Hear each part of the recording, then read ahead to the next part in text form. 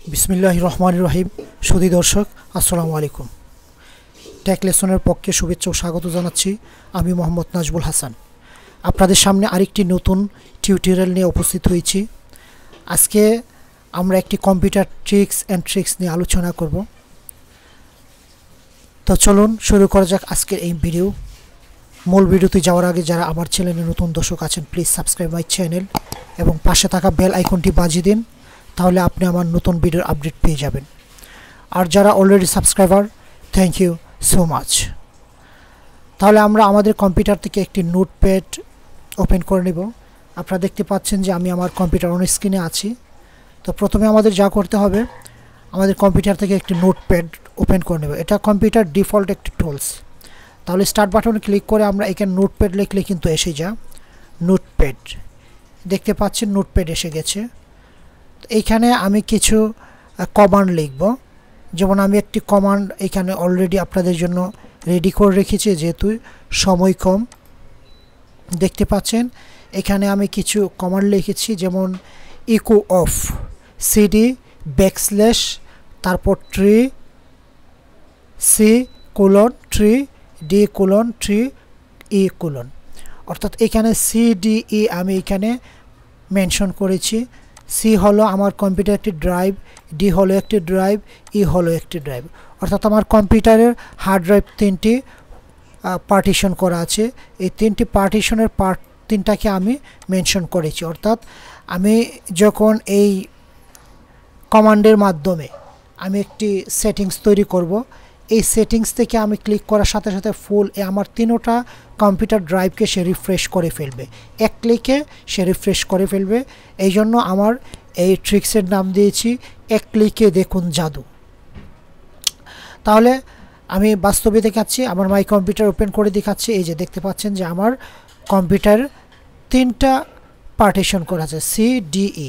যদি আপনার কম্পিউটারে 4টা 5টা 6টা যেমন DEFG এরকম থাকে আদার্স, তাহলে আপনি ঠিক আমার মতো এই প্রসিডিউরটা মেনশন করবেন। আপনার যদি আরও একটি থাকে F3 F: এরকমভাবে দিয়ে আপনার প্রসিডিউর সিস্টেম সাজাবেন।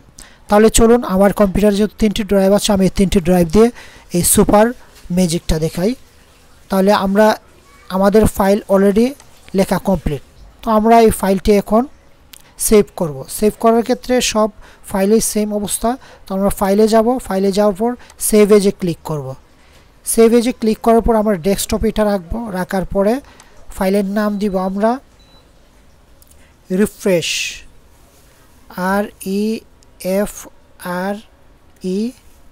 REFRESH, refresh. রিফ্রেশের পরে আমরা ফাইলের নাম একটি এক্সটেনশন দিব। এক্সটেনশনটা হবে .bat। আপনারা জানেন ফাইলের নামের পরে ডট দিয়ে যেটা থাকে সেটা হলো এক্সটেনশন।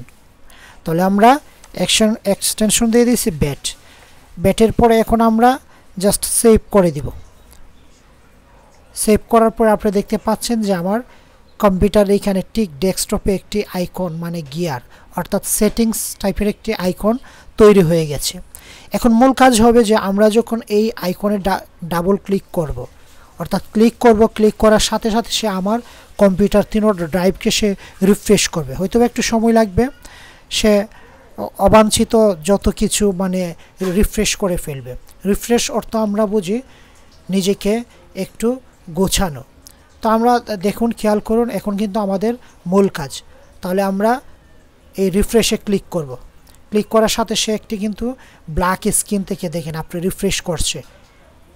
আমার সব মানে হার্ড ড্রাইভে যত ফাইল আছে সব ফাইলগুলোকে সে রিফ্রেশ করছে। অর্থাৎ একটু সময় লাগবে, হয়তোবা আপনার হার্ড ড্রাইভের যেরকম ডাটা থাকবে এই ডাটার উপর নির্ভর করবে, ফাইলের উপর নির্ভর করবে যে কতটুকু সময় লাগবে এই ফাইলগুলো রিফ্রেশ করতে। যদি বেশি থাকে 5-7 মিনিট লাগতে পারে, কিংবা 3-4 মিনিটে হয়ে যাবে। তো দেখুন সে অলরেডি কিন্তু রিফ্রেশে আছে।